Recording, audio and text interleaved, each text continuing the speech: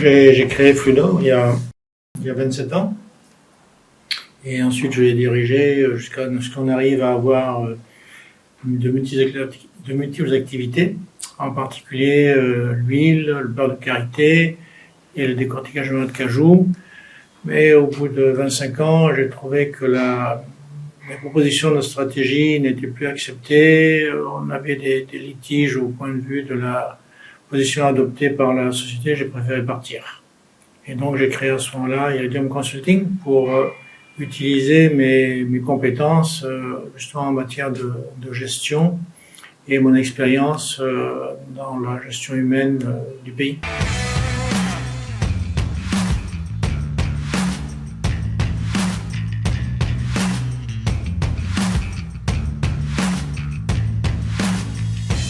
De l'aide à la gestion, au management. Donc, nous pouvons aider des entreprises qui ont des faiblesses dans ce domaine à aller de l'avant. Nous pouvons aider des entreprises, par exemple, indiennes ou chinoises ou autres, qui viennent au Bénin et qui ont un choc culturel à le surmonter et à avoir une meilleure façon de gérer leurs équipes.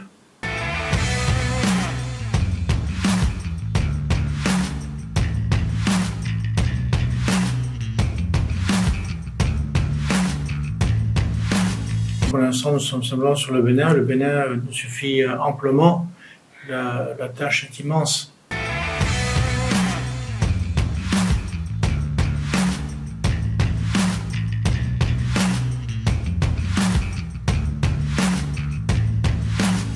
Bon, les acquis, nous avons une petite clientèle, je dirais, dans la gestion, l'aide à la gestion.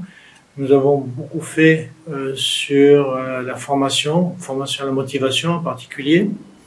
Et maintenant, nous dirigeons beaucoup sur la cybersécurité et aussi sur la création et mise en place de logiciels d'aide à la relation client.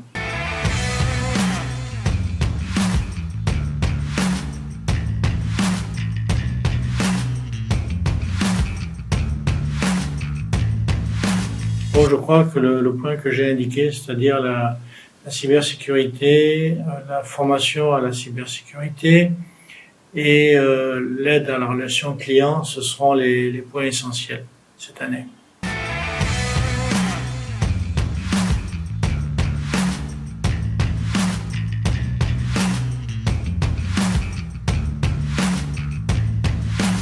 Il a été créé en 2002, c'est-à-dire que nous avons maintenant plus de 20 ans d'existence et nous avons exploré un certain nombre de champs du domaine climat des affaires qui nous ont paru fondamentaux, la fiscalité, où nous coachons, je dirais, une équipe, groupe de travail du secteur privé, de toutes les composantes du secteur privé, où nous avons un rôle de mouche du coche, je dirais.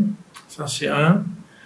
Sur la justice, nous avons une relation très spéciale avec le tribunal de commerce de Cotonou, puisque nous organisons tous les ans un séminaire sur ce tribunal de commerce, qui est toujours très apprécié, et où nous aidons à le faire connaître non seulement localement, mais aussi dans la sous-région. Et maintenant, nous avons des activités sur un domaine qui me paraît être celui du futur pour le CIPB, c'est-à-dire cette expérience de cadre de concertation que nous avons avec la fiscalité, avec la justice, l'étendre à des réflexions sectorielles de nos différentes industries qui sont à la peine actuellement.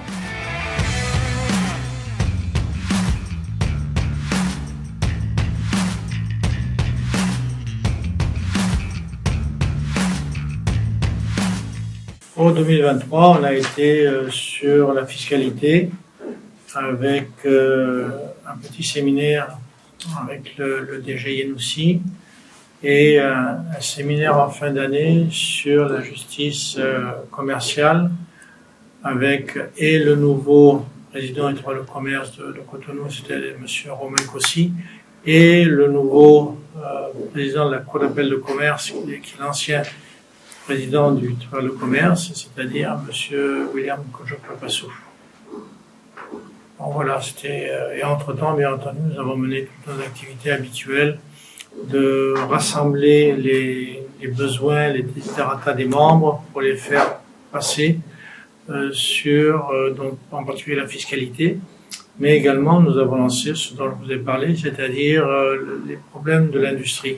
Nous avons commencé à rassembler un certain nombre d'informations sur les besoins de l'industrie, les défis auxquels les industries sont confrontées, de façon à trouver des solutions avec le gouvernement.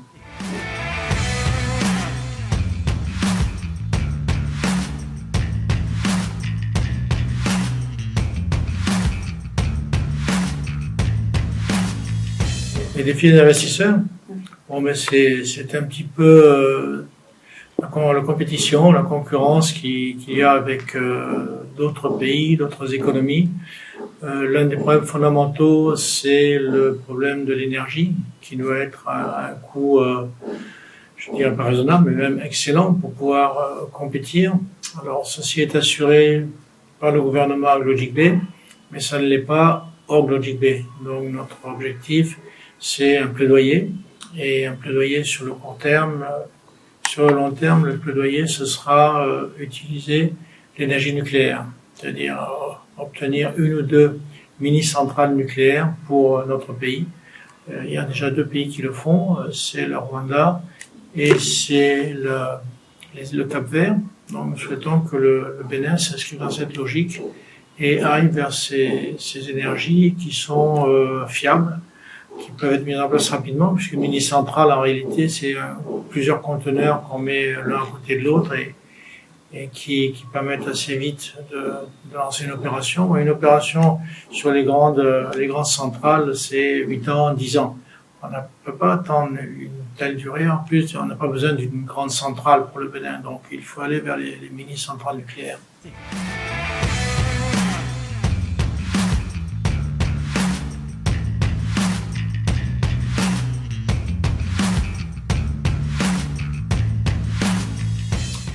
Bon, le Bénin est dans le viseur de beaucoup de pays parce qu'il y a une gestion dynamique. Le problème de l'action du gouvernement, c'est pas un vain mot. Le pays change, les gens le voient, donc ça attire forcément. Il y a ce point de mire qui est Logic B, qui effectivement a attiré beaucoup d'Indiens, de Chinois. Le gouvernement est conscient qu'il faudrait un peu diversifier. Le président de la République l'avait dit d'ailleurs l'année dernière lors de l'université d'été du MEDEF. Donc le MEDEF a envoyé une délégation très importante de 36 membres il y a quelques semaines ici au Bénin. Donc le pays est vraiment dans l'idée d'attirer de nouveaux investisseurs et pas seulement avec Logic B, mais aussi dans l'ensemble du pays. Et pour cela, il y a un code d'investissement qui est assez favorable et qui doit intéresser, disons, des investisseurs sérieux.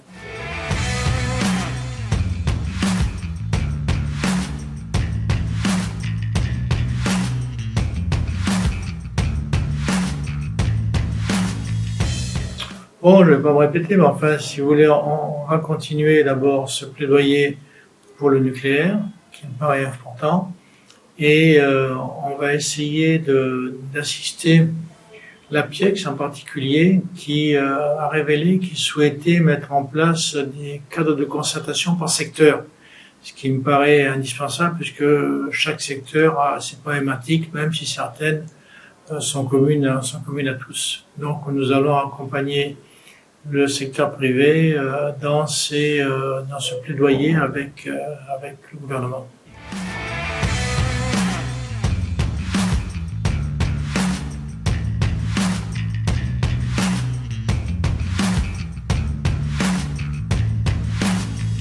Oui, vous avez raison, on n'est jamais satisfait à 100%, mais enfin, sur 11 revendications du secteur privé, 6 ont été prises en compte, donc ça nous a bien plu. Parmi celles-là, il y en a une que je dois noter, c'est le fait qu'il n'y aura plus de droit de douane sur les emballages. Les emballages constituent un point faible de l'industrie béninoise. Nous n'avons pas actuellement, nous n'avons pas encore d'industrie pour fabriquer des emballages, par exemple les boîtes de conserve vides, par exemple des cartons. Bon, ça se met en route, mais pour l'instant, c'est pas encore le cas.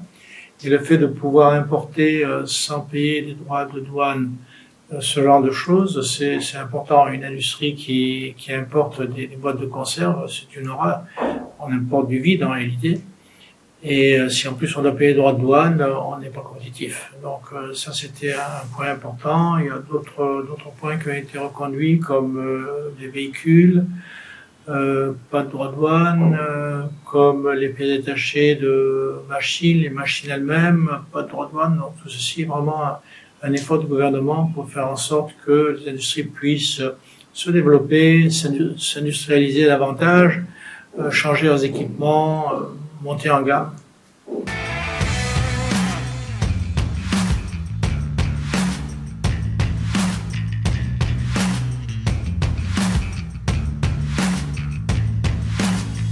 Je crois qu'il a le vent en poupe. Par exemple, la direction des impôts ne peut plus s'en passer. Ils sont contents. En plus, c'est un élément à la limite de propagande pour eux-mêmes par rapport aux autres pays qui n'ont pas ce genre de système. Et la justice, c'est la même chose. Il y a une coopération qui est là et qui est très vivante. Et je pense que l'État va souhaiter aller plus loin. D'ailleurs, la PIEX l'a dit, ils veulent vraiment continuer dans ce domaine. Donc, on est très content. Le partenariat public-privé, je répète, a le vent en poupe.